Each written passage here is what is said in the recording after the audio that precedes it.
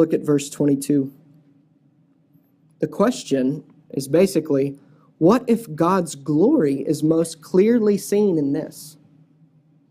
And God choosing some and passing over others. What if God's glory is most clearly seen in this? Verse 22, what if God, desiring to show his wrath and to make known his power, has endured with much patience vessels of wrath prepared for destruction, in order, verse 23, to make known the riches of his glory for vessels of mercy, which he has prepared beforehand for glory.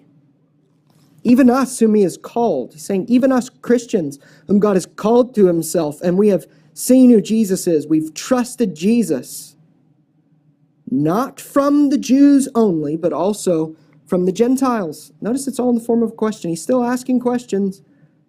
What if God is most glorified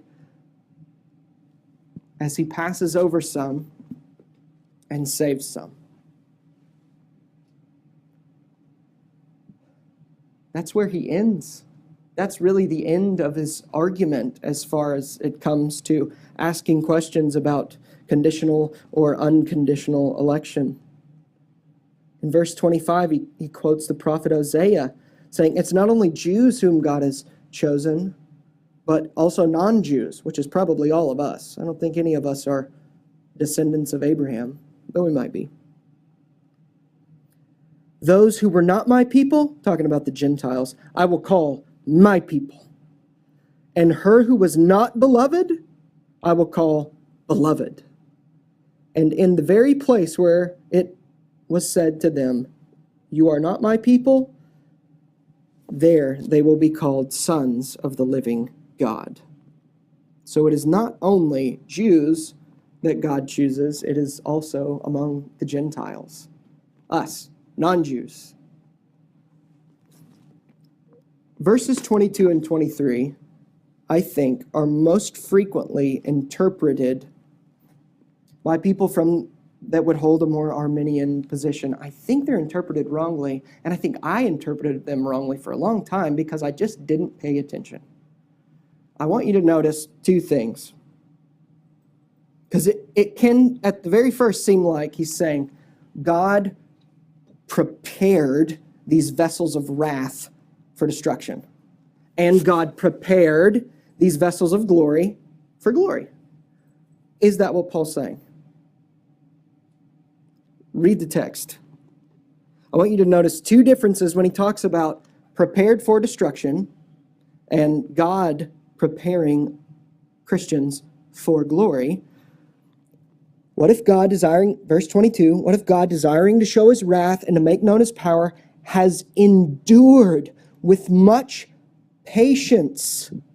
God has endured the evil of human beings with much patience. Every single one of us deserve to be wiped out as soon as we've sinned. The whole human race deserves to be wiped out. But he has even endured with much patience vessels of wrath prepared for destruction. Prepared by who? God? No. Prepared by themselves for destruction. Why would I say that? Well, that's just what you want it to say. Look at how he talks about those whom he's going to save. He adds two different words to make sure. In verse 22, we understand God who gives us up, God who gives those up that he passes over, he's done them no wrong. They have prepared themselves for destruction, and he has even been patient with them. But then when he talks about those whom he has chosen, verse 23, in order to make known the riches of his glory for vessels of mercy, which he has prepared beforehand for glory. He does not say he has endured with much patience vessels of wrath, which he prepared beforehand for destruction. The point of why Paul writes it differently is to show that we have prepared ourselves for destruction. And God will destroy sinners who are not reconciled to him. He has endured with much patience those vessels. But the vessels of mercy he has prepared beforehand for glory, even us whom he has called, not from Jews only, but also from the Gentiles. And this is difficult to wrap our minds around. If we're saved, it's because of God. If we're lost, it's because of us. We have prepared ourselves for destruction. There's no injustice on God's part, but if he has chose to save us before he even created the world, all praise to him. I think perhaps one of the main reasons people have a hard time, especially in our day, stomaching unconditional election is because, and this is just what I think many people have made the failure or made the mistake of taking one of the attributes or one of the ways that we see God is in Scripture and elevating that to the chief way that God is.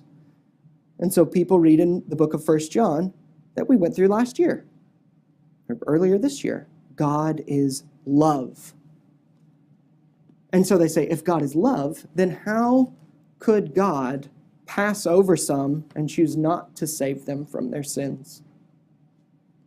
If the chief purpose to which God made the universe was to display his love, and that was it, then it could be like, yeah, I don't know, how's that work? But what is the chief reason to which God created the universe? To display his glory. To display his magnificence, his power, his wrath, his love, his grace, his justice, all of his divine attributes and qualities put together. That's his glory, including love. I think the biggest problem is that we go, well, that makes God unloving. No, it doesn't. God would not be unloving even if he sent every single one of us to hell, because that's what we deserve. But he has chosen to save a people.